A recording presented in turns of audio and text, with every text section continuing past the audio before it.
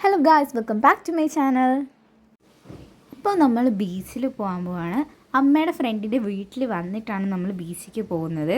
അപ്പോൾ ആലപ്പുഴ വന്നിട്ടുള്ള വിശേഷങ്ങളൊക്കെ ഫസ്റ്റ് പാർട്ടാക്കിയിട്ട് അപ്ലോഡ് ചെയ്തിട്ടുണ്ടായിരുന്നു.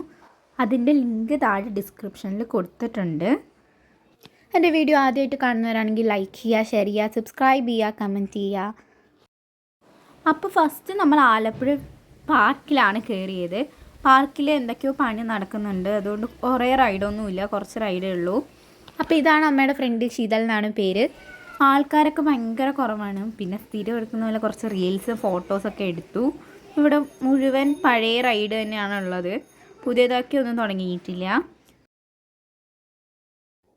പിന്നെ കുറച്ച് നേരം ഊഞ്ഞാലൊക്കെ ആടി, സ്ലോ മോഷൻ വീഡിയോ ഒക്കെ എടുത്തു. പിന്നെ അവർ രണ്ടുപേരും ഇരുന്ന് കുറച്ച് നേരം ആടി.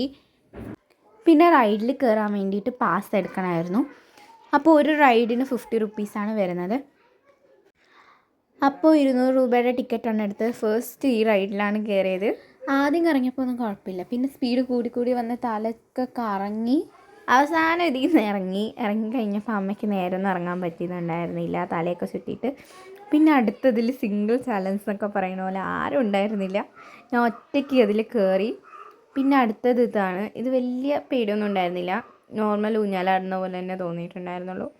പിന്നെ അവിടെ ഏകദേശം സൺസെറ്റിൻ്റെ ടൈമായി വന്നപ്പോൾ ഞങ്ങൾ ബീച്ചിലേക്ക് പോയി. ബബിൾസ് മേടിച്ചു, പക്ഷേ ഭയങ്കര ഫ്ലോപ്പായിരുന്നു, അതിൽ പ്രത്യേകിച്ചൊന്നും ഉണ്ടായിരുന്നില്ല. പിന്നെ കാല് നനച്ചു, മണ്ണിൽ പേരൊക്കെ എഴുതി കുറച്ച് ഫോട്ടോസൊക്കെ എടുത്തു. പിന്നെ ഞങ്ങളിവിടെ ഫുഡ് കഴിക്കാൻ വന്നു, പക്ഷെ അവിടെ ഒന്നും കഴിക്കാനും കുടിക്കാനും ഉണ്ടായിരുന്നില്ല.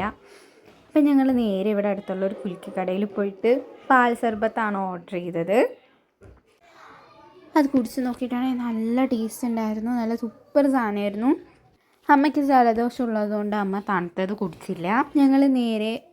പിന്നെ ഞങ്ങൾ പൊരിക്കുന്ന കടയിൽ കയറിയിട്ട് മുളക് ബജിയും കോളിഫ്ലവറും ചായയൊക്കെ മേടിച്ചു.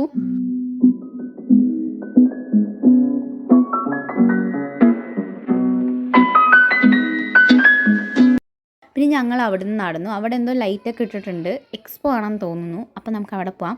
പിന്നെ ഇവിടെ നിന്ന് ഞാൻ ഗ്ലോവയ്ക്ക് ഉപ്പിലിട്ടതൊക്കെ മേടിച്ചു. ഇവിടെ പിന്നെ യുദ്ധക്കപ്പലൊക്കെ വെച്ചിട്ടുണ്ട് നേവിയുടെ. അതിൻ്റെ താഴെ മറ്റേ കുതിരയൊക്കെ ഉണ്ട്. അതിൻ്റെ താഴെ നിറയെ ആൾക്കാരൊക്കെ ഇരിക്കുന്നുണ്ട്. അപ്പോൾ എക്സ്പോയിൽ ആണെന്നാണ് എനിക്ക് തോന്നുന്നത്. അപ്പോൾ അവിടെ പോയപ്പോൾ എക്സ്പോ തന്നെയായിരുന്നു. മത്സ്യകന്യകയൊക്കെ ഉണ്ട്. ടിക്കറ്റ് റേറ്റ് വന്നിട്ടുള്ളത് 130 റുപ്പീസാണ്. എക്സ്പോയിൽ കയറിയിട്ടുള്ള വിശേഷങ്ങളൊക്കെ പാർട്ട് 3 ആയിട്ട് അപ്ലോഡ് ചെയ്യുന്നുണ്ട്. എല്ലാവരും കണ്ടു നോക്കൂ. എല്ലാവർക്കും ടാറ്റ, ബൈ.